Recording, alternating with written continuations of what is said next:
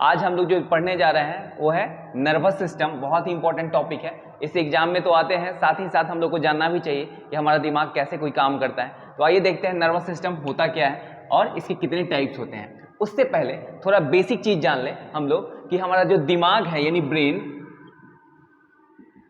इसका वजन कितना होता है। तो ये फीमेल में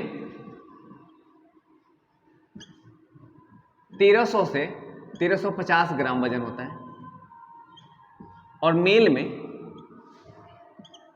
1400 से 1450 ग्राम। ठीक है।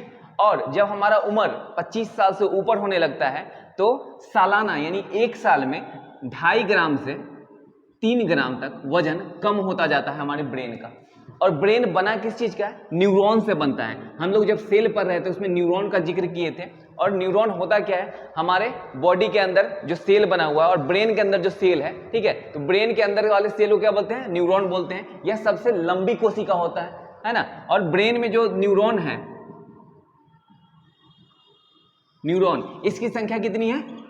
100 मिलियन, बहुत ज्यादा है। जिसके अंतर्गत 100 मिलियन है।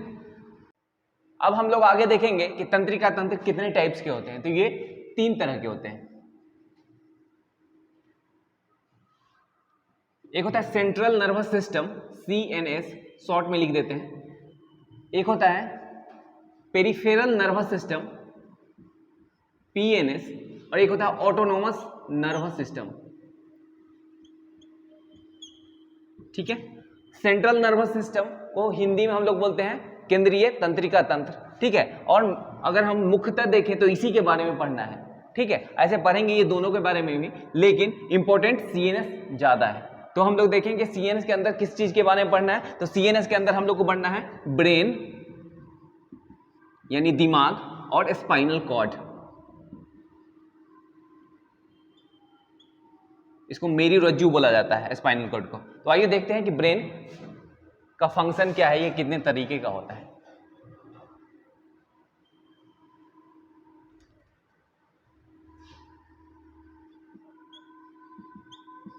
ब्रेन के 3 पार्ट होते हैं। एक होता है फोर ब्रेन, जो हमारे ब्रेन का अगला हिस्सा है उसको बोलते हैं फोर ब्रेन। जो बीच वाला हिस्सा है उसको बोलते हैं मिड ब्रेन, और जो पिछला हिस्सा है उसको बोलते हैं हिंड ब्रेन।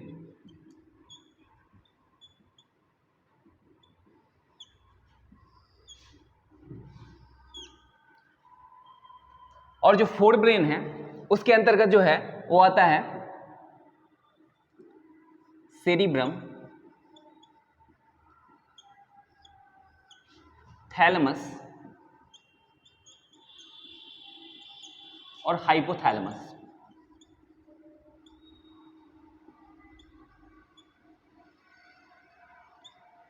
अब देखते हैं सेरिब्रम, थैलेमस और हाइपोथैलेमस का क्या काम है। तो सेरिब्रम का क्या काम है? हमको अगर कोई नई नई जिज्ञासा हो रही हो, है ना, कुछ नया काम करना चाहते हैं तो ये सेरिब्रम के थ्रू होता है ना। कुछ नया सीखना चाहते हैं वो सेरिब्रम करता है। ठीक है। और थैलेमस जो है ये हमें बाहरी वातावरण से परिचय कराता है। जैसे हमको गर्मी लगने लगता है तो कौन एहसास कराता है? थैलेमस एहसास कराता है। अगर हमको ठंडा लगने लगता है ये थैलेमस एहसास कराता है। किसी ने पीट दिया तो उसके चोट का एहसास कौन? थैलेमस कराता है। भले ही कोई अगर सपोज ड्रिंक कर ले, सपोज दारू पी लेता है ना, उसके बाद उसको खूब पीटा जाए तो क्या होगा? उसको एहसास नहीं होता, लेकिन बाद में इस चीज का एहसास होता है। किसके द्वारा? थैलेमस के द्वारा कराया जाता है। उसी तरह हाइपोथैलेमस का क्या काम है? हाइपोथैलेमस हमारे अंदर की जो भी क्रियाएं हो रही है, ठीक है, उसको नियंत्रित करता है। जैसे हमारे बॉडी के अंदर अगर टेम्परेचर ज्यादा है तो क्या होगा? पसीना रिलीज होना शुरू हो जाता है, और पसीना ज्यादा निकलने लगता है फिर बैलेंस हो जाता है। अगर टेम्परेचर कम है तो पसीना नहीं निकलता है। यानी अंदर की क्रियाओं को नियंत्रित कौन कर रहा है? हाइपोथैलेमस। और बाहर की क्रियाओं को नियंत्रित कौन कर रहा है? थैलेमस। ठीक है।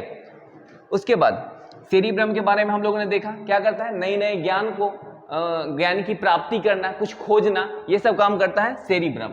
उसके बाद मिड ब्रेन देखते हैं। मिड ब्रेन में होता है 2 कारापोरा,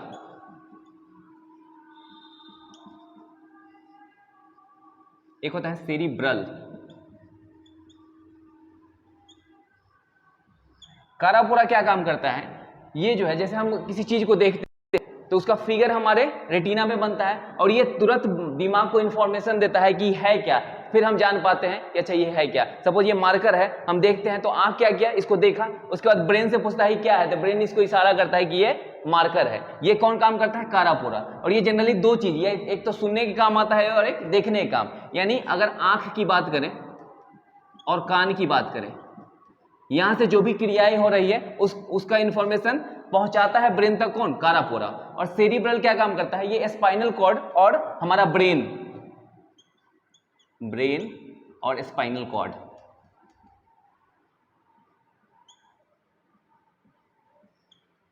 के बीच क्या करता है, कनेक्शन बनाता है, यानी एक दूसरे को जोड़ के रखता है।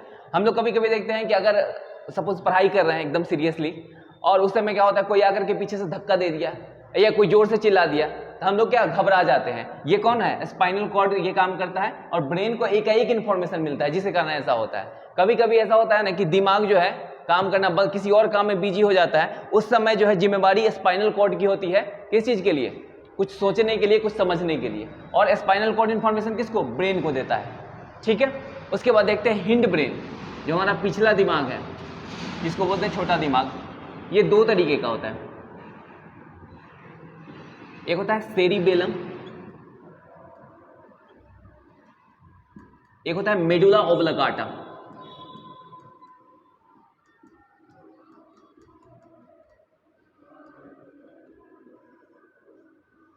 अब देखते हैं सेरिबेलम क्या काम करता है और मेडुला ओब्लांगाटा क्या काम करता है।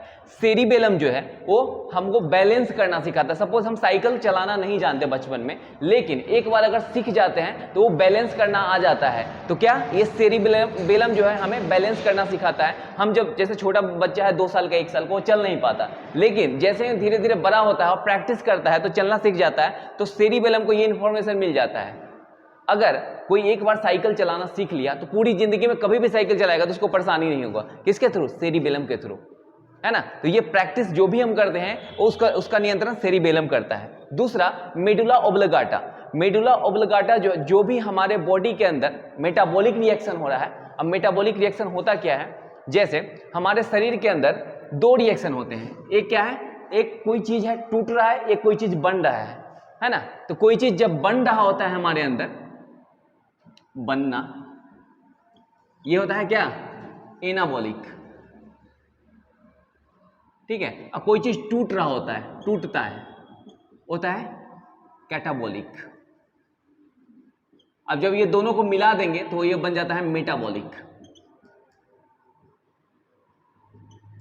अब टूटना बनना क्या होता है ना। जैसे हम लोग खाना खाते हैं क्या होता है, वो टूटता है। हम लोग जब डाइजेस्टिव सिस्टम पढ़े थे वहां देखे थे कि जब हम लोग खाना खाते हैं वो क्या है, टूटता है, और टूटने के बाद क्या है, और उसका डाइजेशन होता है। तो जब टूटेगा तो ये होगा क्या, कैटाबॉलिक, है ना। और जब कोई चीज बनता है, सपोज ग्लूकोज का निर्माण होता है, ग्लूकोज बन रहा है तो वो क्या है, एनाबॉलिक। और जब दोनों को मिला देंगे तो उसको बोलते हैं मेटाबॉलिक। ठीक है। उसके बाद मेडुला ओब्लांगाटा जो है, ये हमारे बॉडी के अंदर, जैसे हम लोग खाना खाते हैं, है ना, हम लोग तो खाना खा लेते हैं, बाद बाकी जो भी रिएक्शन होता है वो मेडुला ओब्लांगाटा के थ्रू ही होता है। डाइजेशन का काम हो रहा है, ये मेडुला ओब्लांगाटा होता है। जैसे हम लोग खाना खाते हैं तो क्या HCl रिलीज हो रहा है, तो ये कौन इन्फॉर्म कर रहा है, मेडुला ओब्लांगाटा इन्फॉर्म कर रहा है, जिसके कारण HCl रिलीज होता है। तो अंदर की जितना भी क्रिया हो रहा है ना, जितना भी काम हो रहा है, उसका नियंत्रण मेडुला ओब्लांगाटा के द्वारा ही किया जाता है। ठीक है। तो यहां तक हम लोगों ने देखा तंत्रिका तंत्र, और यहाँ पे पढ़े ब्रेन। अब बचा हुआ है सिर्फ एक स्पाइनल कॉर्ड, उसको देखते हैं स्पाइनल कॉर्ड में हमें क्या क्या पढ़ना है।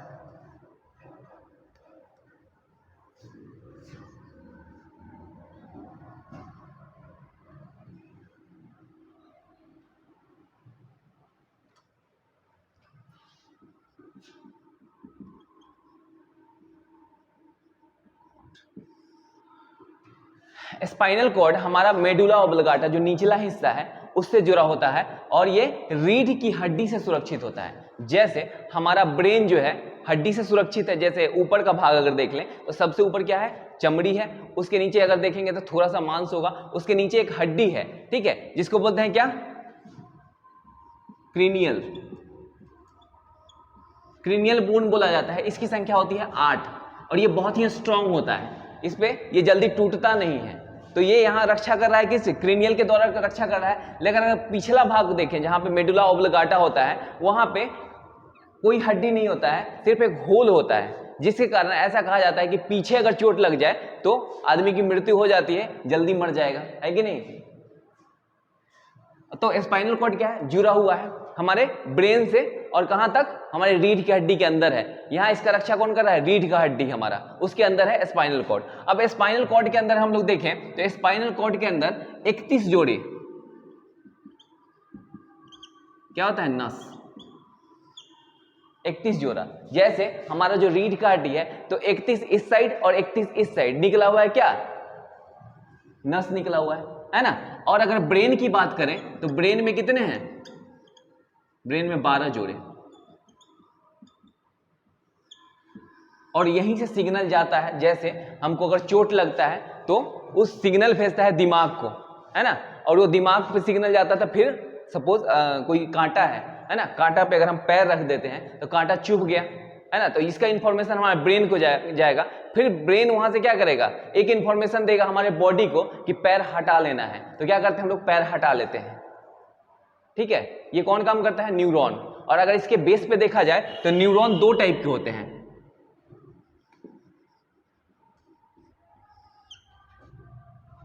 न्यूरॉन 2 टाइप के होते हैं। पहला सेंसरी न्यूरॉन, और दूसरा जो है होता है मोटर न्यूरॉन।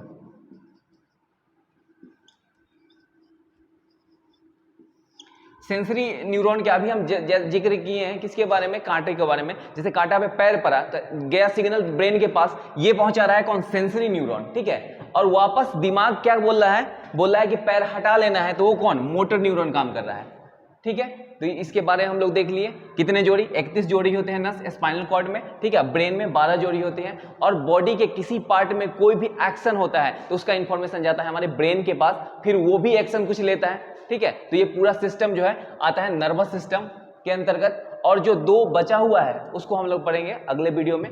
आज भी इतना ही, फिर मिलते हैं नेक्स्ट वीडियो में। और नर्वस सिस्टम का कुछ पार्ट बचा हुआ है उसको कंप्लीट करेंगे नेक्स्ट वीडियो में। तो thank you, all the best.